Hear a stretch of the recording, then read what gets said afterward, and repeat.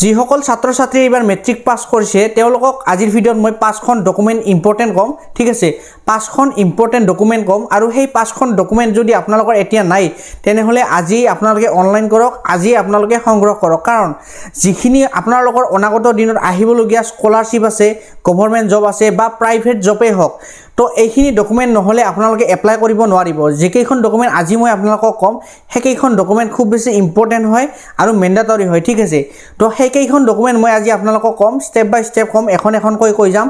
আপোনালোকে ভিডিঅ'টো কোনো ধৰণৰ স্কিপ নকৰিব, স্কিপ কৰিলে আপোনালোকে কিছুমান ডকুমেণ্ট এৰা খাই যাব। ঠিক আছে, আপোনালোকে সম্পূৰ্ণ ভিডিঅ'টো শেষলৈকে চাই থাকক, চিৰিয়েলি মই কৈ যাম আপোনালোকক সেইকেইখন ডকুমেণ্ট আপোনালোকক যিখিনি আহিবলগীয়া আপোনালোকৰ নটিফিকেশ্যন আছে গভৰ্ণমেণ্ট জবৰে হওক বা স্কলাৰশ্বিপৰে হওক, তো সকলোখিনি কাম কাজতে আপোনালোকক একেইখন ডকুমেণ্ট লাগিব। আপোনালোকে ভিডিঅ'টো সম্পূৰ্ণ শেষলৈকে চাওক। মই এতিয়া আপোনালোকক চিৰিয়েলি ষ্টেপ বাই ষ্টেপ চিৰিয়েলি কৈ যাম, আপোনালোকে শুনি যাওক।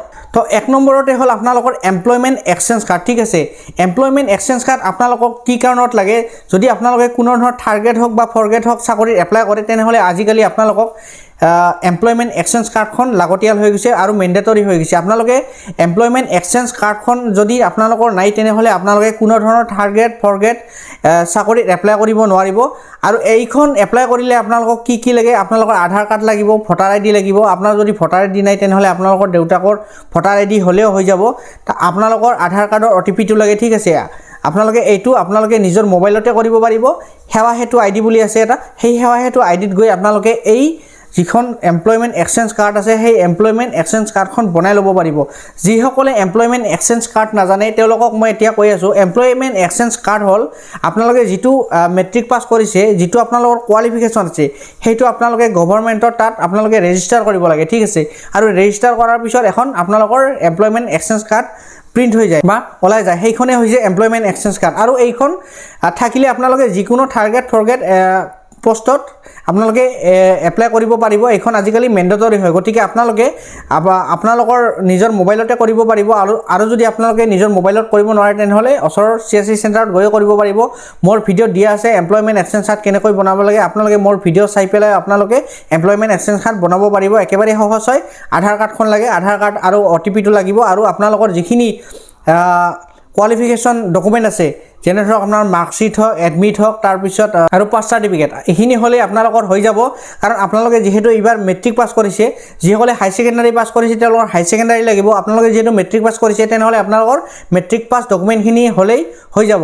2 নম্বৰতে হ'ল কাষ্ট চাৰ্টিফিকেট। কাষ্ট চাৰ্টিফিকেট মানে হ'ল আপোনালোকৰ জাতিৰ প্ৰমাণ পত্ৰ।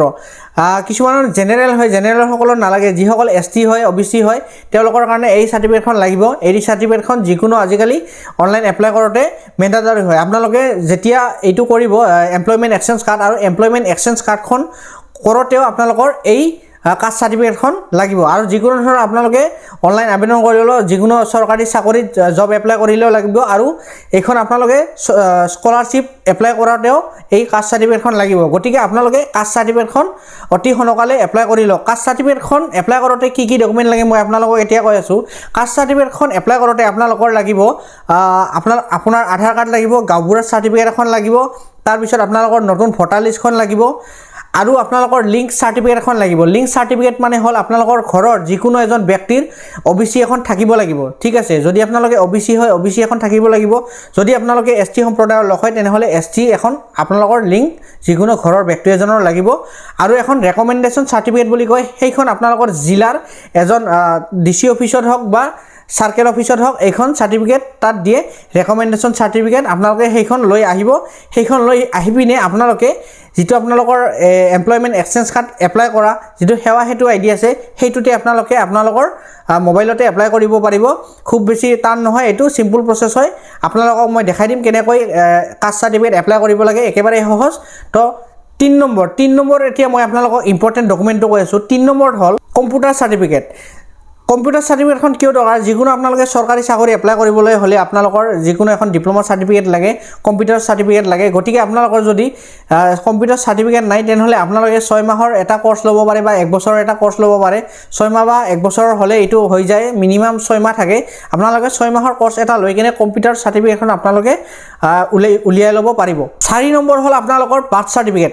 বাৰ্থ চাৰ্টিফিকেট সবচে খুব বেছি ইম্পৰ্টেণ্ট হয়, কাৰণ আপোনালোকে পান কাৰ্ড এপ্লাই কৰিবলৈ হ'লেও আজিকালি বাৰ্থ সাৰ্টিফিকেটখনৰ দৰকাৰ বেংক একাউণ্ট খুলিবলৈ হ'লেও বাৰ্থ সাৰ্টিফিকেটৰ দৰকাৰ বা বাৰ্থ সাৰ্টিফিকেটখনৰ দ্বাৰা আপোনালোকে পান কাৰ্ড এপ্লাই কৰিব লাগিব বাৰ্থ সাৰ্টিফিকেট নহ'লে আজিকালি পান কাৰ্ড এপ্লাই নহয় আৰু আপোনালোকৰ যিকোনো অনলাইন আবেদনতে হওক বা চৰকাৰী চাকৰিত যদি আপোনালোকে ভৰ্তিও হৈ যায় তাতো আপোনালোকৰ এই যিটো জন্মৰ সাৰ্টিফিকেট আছে বাৰ্থ সাৰ্টিফিকেট আছে সেইটো বিচৰা হয় ঠিক আছে 5 নম্বৰ মই আপোনালোকক যিখিনি ক'বলৈ গৈ আছোঁ সেইখিনি হ'ল Aadhaar card PAN card voter ID যদি আপোনালোকৰ 18 বছৰ হোৱা নাই তেনেহ'লে ভোটাৰ আইডিখন নহ'ব তো পান কাৰ্ড আধাৰ কাৰ্ড এই দুখনটো আপোনালোকৰ থাকিবই লাগিব কাৰণ আপোনালোকে যিকোনো ধৰণৰ আজিকালি অনলাইন কৰিবলৈ গ'লে আপোনালোকৰ আধাৰ কাৰ্ডখন খুব বেছি মেণ্ডেটৰী হয় কাৰণ আধাৰ কাৰ্ড OTP অবিহনে আজিকালি কোনো ধৰণৰ যিবিলাক অনলাইন আছে থাৰ্ড গ্ৰেড হওক ফ'ৰ্থ গ্ৰেড হওক আৰু যিকোনো ধৰণৰ গ্ৰেজুৱেট আপোনালোকৰ যিবিলাক চাকৰি অনলাইন আছে সেইবিলাকৰ আপোনালোকৰ যিটো আধাৰ কাৰ্ডৰ OTP সেইটো নহ'লে আজিকালি আপোনালোকৰ কোনো ধৰণৰ কামেই কৰিব নোৱাৰি গতিকে আপোনালোকে আধাৰ কাৰ্ড যদি নাই আধাৰ কাৰ্ডখন বনাই ল'ব আৰু পান কাৰ্ডখন যদি নাই পান কাৰ্ডখনো বনাই ল'ব আৰু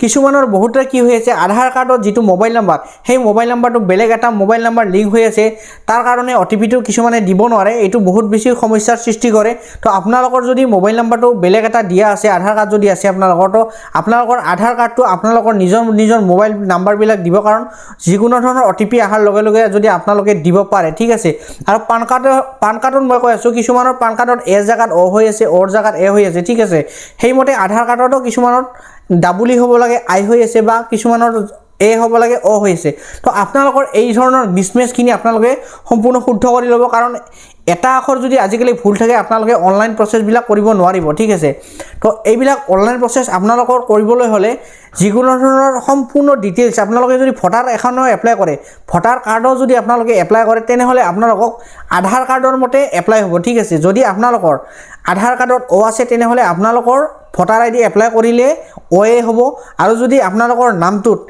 ওৰ জাগাত এ হ'ব লাগে যদি এ হৈ আছে আধাৰ কাৰ্ডত তেনেহ'লে ভোটাৰ কাৰ্ডতো এ হৈ আহিব যদি আপোনালোকৰ এ বা অ মিছমেচ হৈ আছে বা আইৰ জাগাত ডাবুলি হৈ আছে তেনেহ'লে আপোনালোকে এইটো খুব শুদ্ধভাৱে কৰি ল'ব অনলাইন আবেদনবিলাক যদি আপোনালোকে এৰ জাগাত অ হয় অৰ জাগাত যদি এ হয় আপোনালোকৰ এই অনলাইনবিলাক আজিকালি নহয় কেনচেল হয় বা ৰিজেক্ট হয় তাৰ বিপৰীতে আহিল আপোনালোকৰ বেংক একাউণ্টখন যাতে আপোনালোকৰ আজিকালি পান কাৰ্ড আৰু আধাৰ কাৰ্ডৰ মতে সম্পূৰ্ণ মিল থাকে ঠিক আছে কোনো ধৰণৰ অকণো যদি ভুল থাকে তেনেহ'লে আপোনালোকৰ KYC নহ'ব বা পইচা সোমালে আপোনালোকে উলিয়াব নোৱাৰিব বা আপোনালোকৰ যদি কিছুমান মিছমেচ থাকে পান কাৰ্ড বা আধাৰ কাৰ্ডৰ তেনেহ'লে আপোনালোকে আধাৰ কাৰ্ডৰ জৰিয়তে আপোনালোকে বেংক একাউণ্ট খুলিব নোৱাৰিব বা পান কাৰ্ডৰ জৰিয়তে আপোনালোকে বেংক একাউণ্ট খুলিব নোৱাৰিব গতিকে আপোনালোকৰ এইখিনি যিখিনি মেট্ৰিক পাছ কৰিছে ছাত্ৰ ছাত্ৰীসকলে এইখিনি ডকুমেণ্ট আপোনালোকে খুব শুদ্ধভাৱে কৰি ল'ব যিখিনি ডকুমেণ্ট মই আপোনালোকক ক'লোঁ এমপ্লয়মেণ্ট এক্সচেঞ্জ কাৰ্ড হওক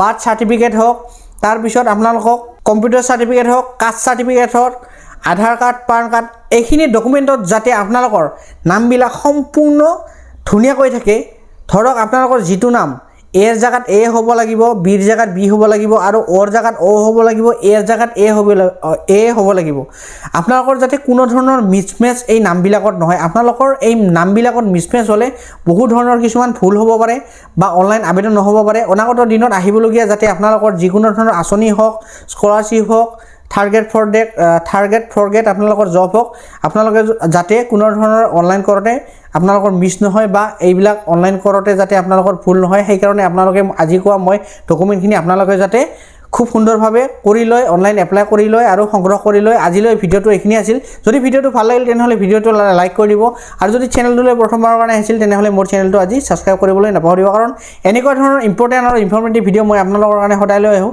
আজিলৈ ধন্যবাদ